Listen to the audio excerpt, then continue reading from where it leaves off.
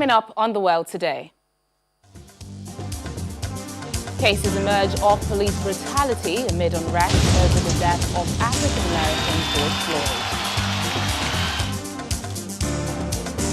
EU chief negotiator accuses the UK of backtracking on commitment in post-Brexit trade talks. Plus, World Health Organization says the COVID-19 pandemic is not over till there is no virus anywhere in the world. Hello and welcome to the program. I'm Teniola Shoboale. Over the past 8 days, protests have continued across many U.S. cities following the death of an unarmed black man, George Floyd, in police custody. His killing, captured on video, has caused outrage and sparked a wave of protest against racial discrimination and police treatment of African Americans in cities across the United States and the world. Amid the ongoing demonstrations, several videos of police brutality have also emerged.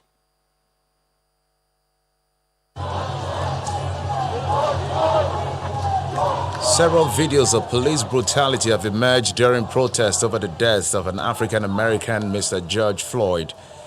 In Buffalo, New York State, 2 officers were suspended after they were seen shoving an elderly white man to the ground. In New York City, police were captured on video roughly handling demonstrators as they ran away.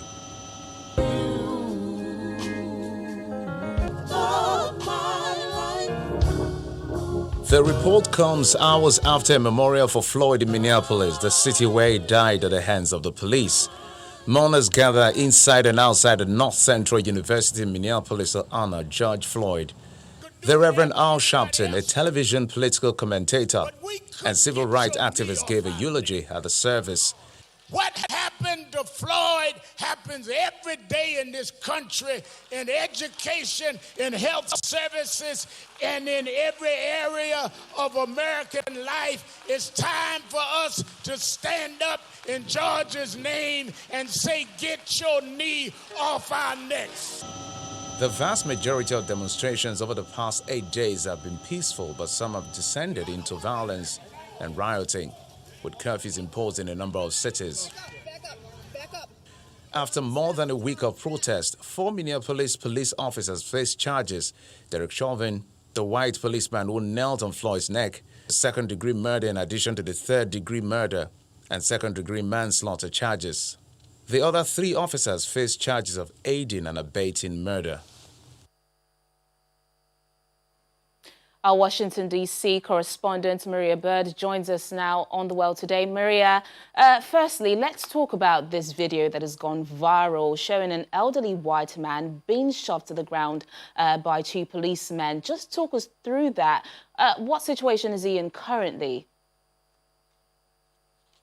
Condition, but he said, "I'm just glad to be alive." And so that very clearly you saw, police just tackling this 75-year-old man that, he is in serious condition, obviously, at that age and having that type of force placed upon him. But this is just another indication of why the issue is not necessarily just about getting bad cops off the street.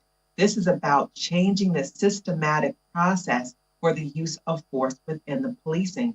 And that is what many people who are out protesting are calling for, changing the use of force policies. George Floyd's name is, just the latest in a long list of African Americans to die as a result of racism and police brutality throughout the history of the United States. Apart from bringing these officers to face justice amid this mass protest we're seeing, what are authorities doing to put an end to this? You're seeing, it's state by state. It's just amazing to watch the United States, who definitely has focused a lot on the democracy and kind of a very collective federal approach to watching it really go state by state and looking at the leadership at the state levels and even oftentimes the city levels, where they are beginning to change policies and beginning to address the issue. You'll see police chiefs that are beginning to say, we are starting to investigate and look at the systemic policies and the way in which we train our officers on how to police within our communities. And so that is where you're really beginning to see, and it's a grassroots effect. I mean, that is, if you go back to the previous administration, President Obama, he was a grassroots person. And I think we're beginning to see a lot of the change happening at the grassroots level when it does happen. Maria, these protests have gone beyond the United States now. The civil rights group, the American Civil Liberties Union, filed a lawsuit accusing the president, the attorney general, and others of violating the constitutional rights of protesters in the United States. What has been the president's reaction to this? The president just had a press conference about equal rights and justice. And so he obviously used the name George Floyd, and he's saying that he wants to push for equal rights and justice. And so the White House is trying to, I think, cover as many bases as they can, because there has obviously, between the photo shoot of him with a Bible in front of the church and the tear gassing of individuals as before he made that walk from the White House to the church, to the military and the mayor of Washington requesting that he remove the military off the streets of Washington.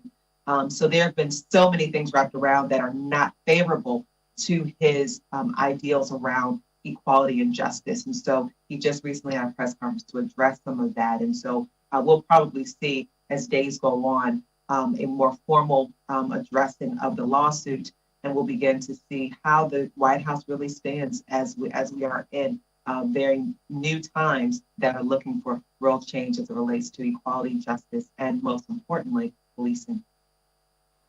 All right, then our Washington, D.C. correspondent, Maria Bird, there for us. Maria, it's going to be a very long weekend. Thank you once again for joining us on The World Today. Thank you. Over in South Africa, the ruling African National Congress is to launch an anti-racism campaign meant to show solidarity with protests in the United States sparked by the death of George Floyd. The Black Friday campaign calls on South Africans to wear black every Friday for an unspecified period. It's also to highlight the racism and police brutality in South Africa.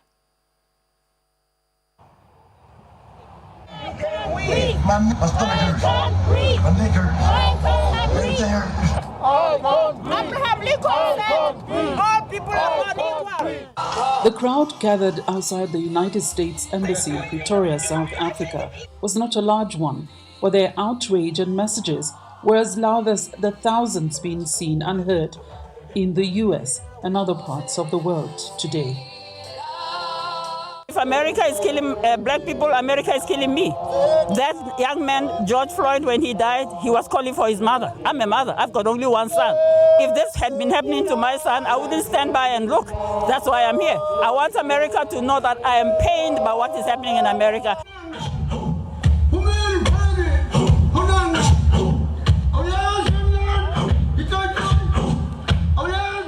The level of repression that we've seen, especially from the president calling for the military to come out to the streets, for there are ready to be military police on the streets using force against protesters who in many cases are unarmed and peaceful, is appalling and wrong. The convener of the protest, #NotInMyName South Africa, has been quite vocal against gender-based violence, among other social ills in South Africa, and they say this protest is also about the brutality and social injustice within. Today we are here today to demand justice.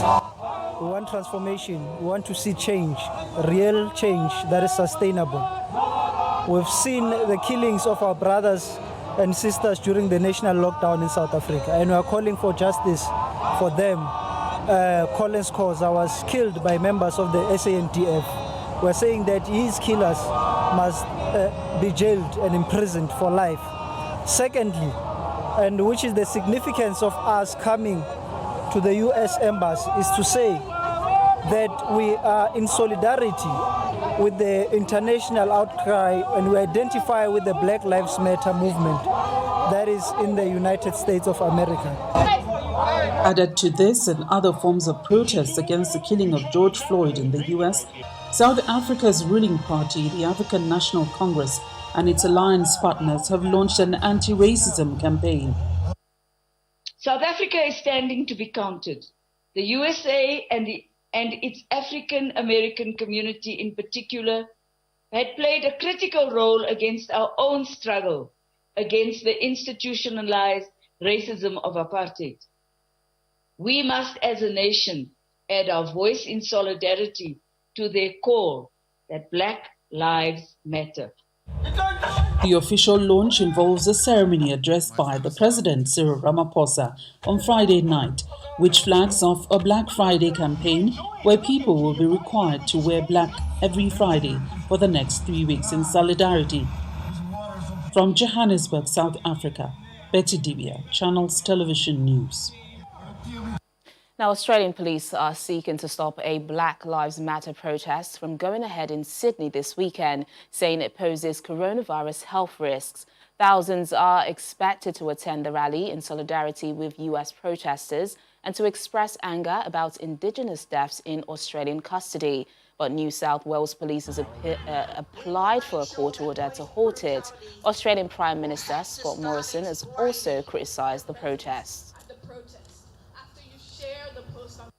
For all of those Australians who couldn't attend the funeral of a family member, or couldn't see a loved one in a nursing home, or a veteran who couldn't remember their fallen colleagues by attending a war memorial service on Anzac Day, I think all Australians owe all those other Australians a great duty of responsibility. And I say to them, don't go. Not because you shouldn't express your view, find another way to express your view. The Police Commissioner and I discussed the fact that the Police Commissioner would apply to the Supreme Court to have the intended process or the intended protest tomorrow that was intended to go ahead deemed illegal. This is because the protesters could not guarantee adherence to the health orders, they could not guarantee safe social distancing, and simply the number of protesters far exceeds the health orders, and we can't afford to have exceptions for anybody.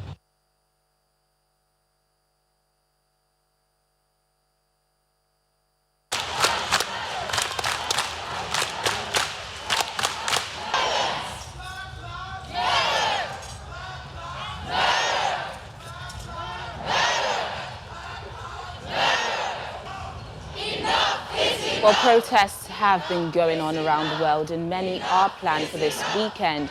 In Germany today, thousands of Germans protested against racism, holding banners with slogans such as "Your pain is my pain" and "Your fight is my fight." Some people wore a clenched fist image on their anti-coronavirus masks.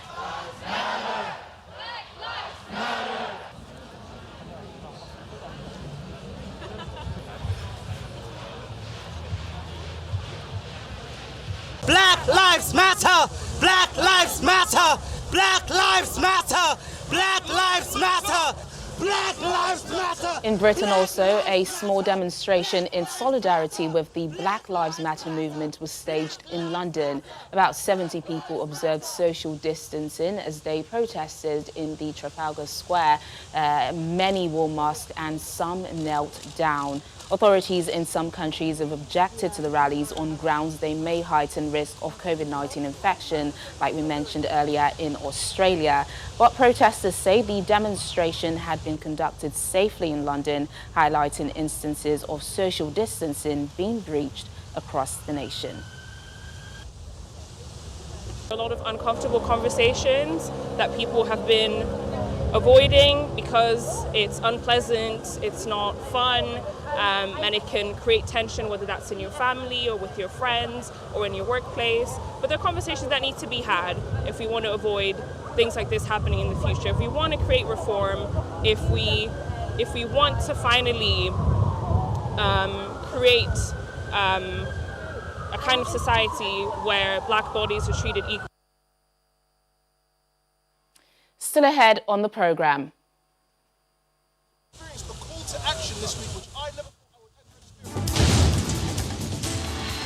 The world celebrates World Environment Day under the theme Biodiversity. That's in a moment. Stay with us.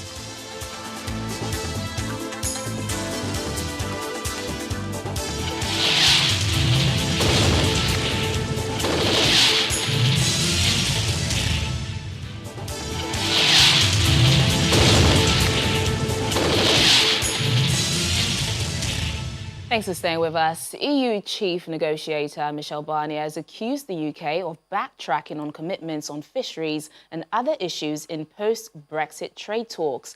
He said no significant progress had been made this week and insisted the UK respects rules agreed with the EU.